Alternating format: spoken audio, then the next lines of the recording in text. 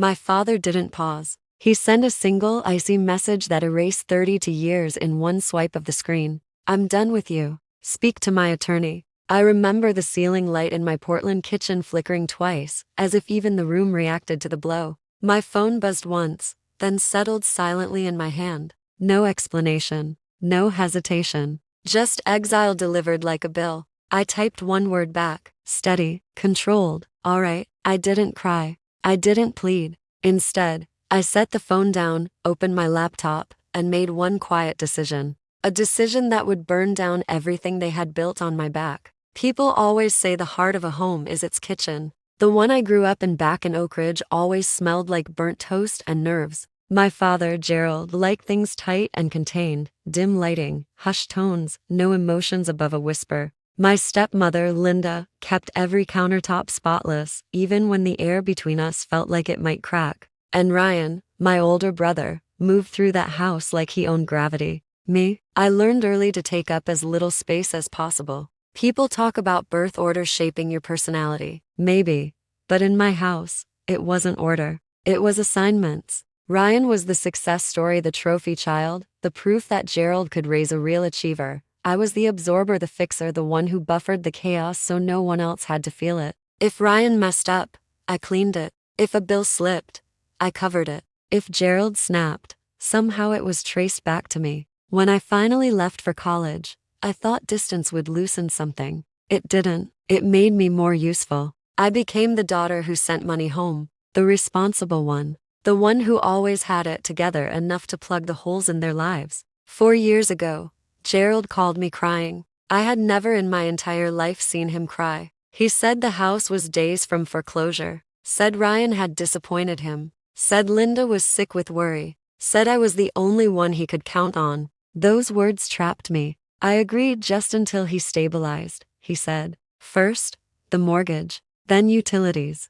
then the emergencies that only happened when I got paid. And as an auditor, the irony hurt. I could balance strangers' accounts perfectly. My own family? I let them drown me. Every holiday dinner felt staged. Smiles stretched too tight. Compliments thrown only at Ryan. Linda would brag about his new promotion or car, then turn to me with that soft, patronizing smirk. Nora just enjoys simple work. Nothing fancy, as if competence was a flaw. But the week before the text, something shifted. Gerald grew sharp, almost paranoid. Ryan avoided looking at me. Linda jumped at every notification on her phone. Cracks were forming. Then, on a completely ordinary Tuesday night, I got a message from my uncle, Martin. No explanation, just a video. A video I was never meant to see. The thumbnail showed my family gathered around the old oak dining table. I grew up tracing with my fingers. The chipped corner Ryan carved initials into when he was 12 was still there.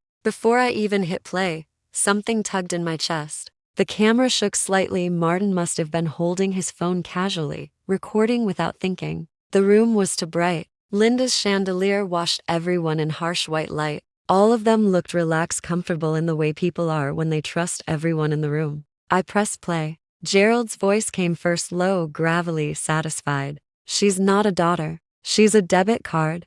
Laughter exploded around the table. Not polite laughter. Real, belly laughter. I froze. Linda leaned forward, waving him away, but grinning. Big. Stop, Jerry. She laughed. Let her feel useful. It keeps her quiet. Ryan's voice followed, bored and mocking. Honestly, she's pathetic. You should hear the way she talks at work, like she's proud of sending money home. It's humiliating. More laughter. My stomach twisted. Gerald lifted his beer toward the camera. Here's to my personal bank. Long may she pay. Glasses clinked. Someone whistled. My hand went numb. The phone nearly slipped. It wasn't the words alone. It was the ease, the comfort, the certainty I would never walk away. I hit pause. The room felt colder. For the first time in my life, I didn't feel sad. I felt awake. I replayed the video, this time watching their faces. The casual cruelty, the entitlement, the lack of guilt so complete it was almost elegant. This wasn't a slip. It was a system. I stepped onto my apartment balcony. Portland's autumn air bit my skin. City lights pulsed in the distance like warnings. Everything aligned. Their weird recent behavior. The guilt-laced texts. The new emergencies. They weren't struggling. They weren't grateful. They were plotting. Halfway through the video again, my phone buzzed. Gerald's text popped up. I'm done with you. Speak to my attorney. Not punishment. Preemptive control. They thought I was about to confront them. They wanted to cut me off first. I stared at the message, then typed one word, all right, a door closing. Because suddenly, painfully clearly, I realized I wasn't family. I was financing. The silence that followed was clean, sharp, almost holy. I opened my laptop. If Gerald wanted everything through his attorney, he'd get it through document trails and a severing he couldn't manipulate. First tab. Their mortgage account. 4 years. 48 payments. Every single one made by me. I hovered over the auto transfer labeled under my name and clicked cancel. A box popped up.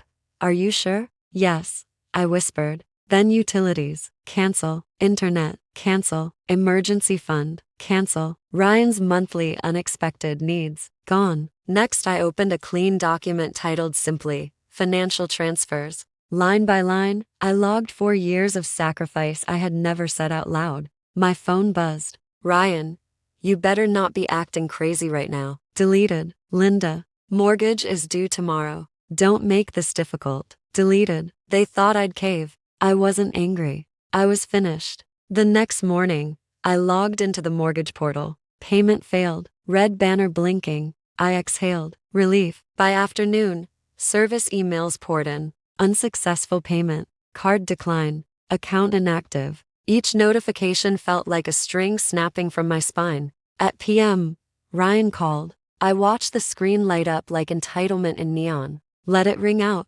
Voicemail. This isn't funny. Deleted. For the first time since childhood, the air around me felt like mine. 2 days later, my phone lit up again, Linda calling so aggressively the device almost shook. I brewed coffee, let it ring, then answered on speaker. Her voice shrieked through the room. Nora, WHAT did you do? The mortgage bounced. The bank called Gerald. Fix it right now. Not a request. A command. I sipped slowly. Gerald asked me to direct everything through his attorney, I said calmly. So that's what I'm doing. Silence. Sharp inhale. What attorney? Don't play games. Nora, you're being irrational. I hung up. Texts poured in. Threats. Guilt. Name calling. Then Ryan, you're ruining Dad's life. Get the payment through today. Then, you think this makes you strong? You're pathetic. Once, those words would have gutted me. Now they felt tiny. By noon, they escalated. Linda threatened legal action. Ryan claimed I'd be cut off forever. Gerald said nothing. His silence was louder than their noise. Then my lawyer called. She had received an email from Gerald's legal representative, a stiff note accusing me of financial harassment and demanding I restore payments immediately. She laughed. This isn't even a legal claim. It's intimidation. Good, I said quietly. Because I need your help with something else. I told her everything, the years of payments, the video, the financial dependence, the manipulation, and something else I had never voiced. I think Gerald has been tampering with the neighborhood foundation funds. The numbers never matched. She went silent. Then we start digging. For a week, every spare minute was investigation. Cross-checking public filings, reviewing ledgers, comparing dates and withdrawals. Patterns emerged, bad ones. Gerald wasn't sloppy. He was redirecting money, repeatedly, boldly. Then one night, my phone buzzed, unknown number. I almost ignored it. A trembling voice whispered, Nora, it's Elise, your cousin. She sounded like she was hiding. I saw the video, she said. And I have to tell you what he did to me. My breath stopped. When she was 17, Gerald cornered her. She screamed. Linda dismissed it as a misunderstanding. Elise had carried the silence alone for years. I didn't know who else to tell, she whispered. My vision blurred with cold rage. Gerald wasn't just manipulative. He was dangerous. 2 days later, the final truth came from Karen, my mother's closest friend. Her voice cracked. Your mother suffered, Nora. She never told you how bad it was. Gerald controlled everything, her money, her choices, even her friends. He drained her soul piece by piece. Something inside me splintered. This wasn't dysfunction. It was a regime. And I wasn't the next victim. I was the one dismantling it. The confrontation came on a quiet Thursday evening.